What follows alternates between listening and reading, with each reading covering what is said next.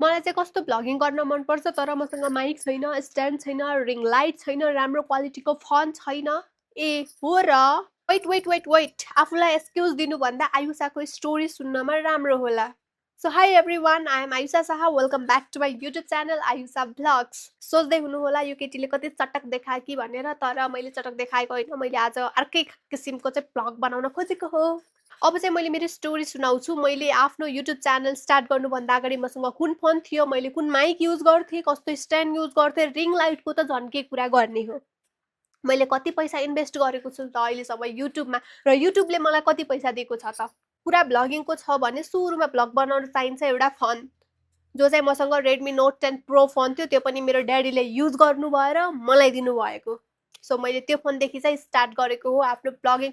मैले त्यति बेला क्वालिटी राम्रो छैन भनेर आफूलाई कहिले पनि एक्सक्युज दिएन, जे जस्तो थियो त्यस्तैमा बनाएँ। सो यहाँबाट क्लियर हुन्छ कि क्वालिटी म्याटर गर्दैन। मैले कति धेरै इन्फ्लुएन्सरहरूलाई देखेको छु, जस्तो क्वालिटी छ त्यस्तैमा भिडियो बनाएर राम्रो रिच पाएर लाइक त्यहीँबाट पैसा कमाएर राम्रो फोन लिनुभएको छ। तर मैले चाहिँ अहिलेसम्म त्यस्तो गरेको छैन है।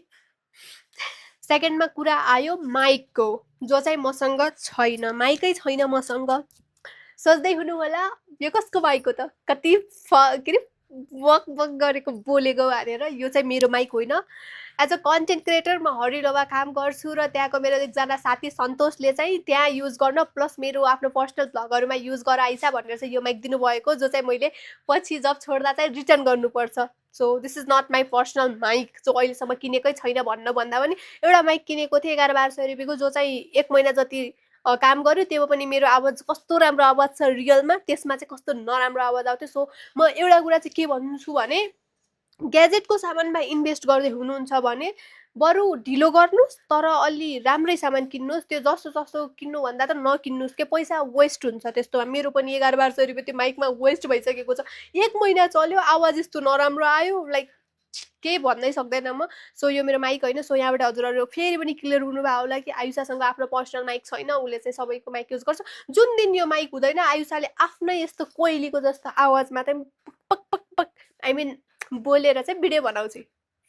क्लियर भयो? सो माइक पनि म्याटर गर्दैन भन्नमा सक्दैन, माइक म्याटर गर्छ। माइकमा चाहिँ लाइक आवाज राम्रो आउँछ, लाइक क्लियर आवाज आउँछ, ब्याकग्राउन्डको नोइजहरू चाहिँ रिड्युस हुन्छ।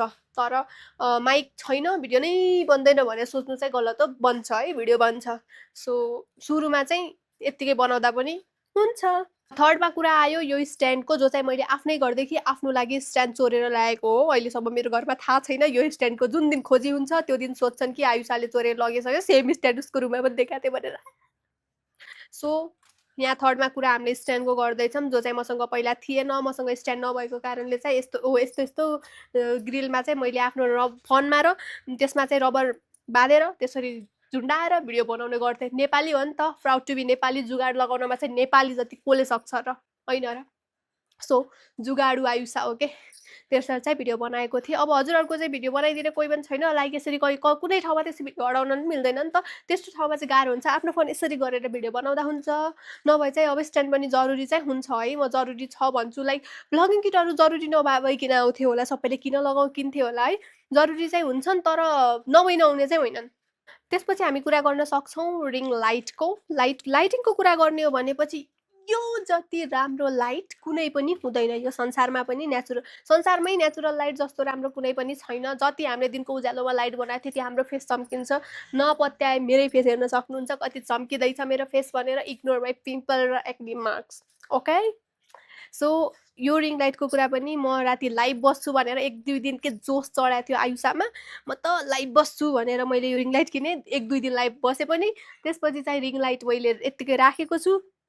कहिलेकाहीँ स्किन केयर गरेको, लाइक स्किन केयर मेकअपको भिडियो बनाउँदा चाहिँ मैले राति युज गर्छु। कस्तो राम्रो भिडियो आउँछ, अनि यसको जरुरतै हुँदैन। अहिले पनि आफ्नै दिनको उज्यालोमा भिडियो बनाइराखेको छ मैले। सो यो स्ट्यान्ड पनि अब राति लाइभ बस्नुहुन्छ अथवा राति भिडियो बनाउनुहुन्छ भने चाहिँ रिङ लाइट जरुरी हुन्छ। अदरवाइज यो लाइटिङ साइटिङको कुरा छोड्ने हो, जस्तो छ त्यस्तैमा। मैले चाहिँ युट्युबमा 2500 पनि इन्भेस्ट गरेको छैन, र युट्युबले मलाई पनि 0 ब्यालेन्स दिएको छ अहिलेसम्म। युट्युबले मलाई पैसै दिएको छैन, अनि इन्भेस्ट किन गरौँ त म? त्यसले मलाई पैसा नदिए म त्यसलाई पैसा दिउँला? दिन्न। कन्टेन्ट क्रिएटर बन्नु मन छ तर पर्फेक्सनको पछाडि भाग्नुहुन्छ भने हजुर कहिले पनि कन्टेन्ट क्रिएटर हुन सक्नुहुन्न। त्यसैले चाहिँ जे जस्तो छ बनाउनुहोस्, अपलोड गर्नुहोस्, आफ्नो मनलाई शान्ति दिनुहोस्। अरूलाई खुस बनाउने होइन गाइज, आफूलाई खुस बनाउने हो आफूलाई, जो चाहिँ म पनि गर्दैन। ल गाइज अब यति नै हो मेरो। हजुरले थाहा पाइसक्नुभयो मैले के भन्न खोजेँ। हजुरहरू मभन्दा बढी हजुरहरू समझदार हुनुहुन्छ, मैले धेरै सिकाइराख्नु पर्दैन, भनिराख्नु पर्दैन हजुरहरूलाई, सो मलाई थाहा छ। ओके बाई गाइज, फेरि पनि भेटौँला अर्को मिनी ब्लगमा। र हजुरहरूलाई केही क्वेसन छ, मलाई के सोध्नु छ भने यु क्यान आस्क मी। मैले आफ्नो फोनको कुरै गर्न बिर्सेछु क्या, फेरि फोनको कुरा गर्न थालेँ। सोच्दै हुनु होला यो आइसाले त Redmi Note 10 Pro फोन थियो अनि यस्तो राम्रो क्वालिटी आइरहेको छ, कुन फोन युज गर्थ्यो भनेर। सो कुरा के छ भने मैले सुरुमा फोन Redmi Note 10 Proबाट स्टार्ट गरेको हो। त्यो फोनको डिस्प्ले गइसक्यो बनाएँ, त्यसपछि पनि मैले त्यही फोनबाट स्टार्ट गर्न खोजेको। तर त्यति बेला के भयो भने त्यो फोनको फ्रन्ट क्यामेरामा कस्तो धुलो बसेको जस्तो नराम्रो आयो। त्यसपछि मेरो ड्याडीले चाहिँ मेरो लागि OnePlus को Nord C3 5G फोन किनिदिनु भयो। त्यहाँबाट राम्रो आइरहेको थियो, 4K 30 FPS कि समथिङ आयो, त्यसमा पनि भिडियो बन्थ्यो। अनि त्यसपछि म जब गर्न थालेँ, जब गरिसकेपछि आफ्नै पैसा सेभ गरेर iPhone 15 मैले लिएँ। बुझ्नुभयो नि, मैले घरबाट मागेन, रोएन, कराएन, भन्न पनि सक्दैन किनभने चाहिँ आइफोन किनिदिनु भनेर त कहीँ पनि रोएन है। म कहिले नि आइफोन किनिदिनु भनेर रोएन, तर लाइक एउटा आफै कमाउँछ आफै किन्छु भन्ने थियो, अनि त्यस्तै गरेको मैले। अब भन्छु ओके बाई गाइज। यसमा नेल्स र मेहन्दी गरेछु, चुरा पनि लगाएछु, यहाँबाट भन्छु okay bye guys, thank so much for watching. Bye, फेरि पनि भेटौँला अर्को मिनी भ्लगमा, लङ भिडियोमा फेरि पनि भेटौँला। By guys.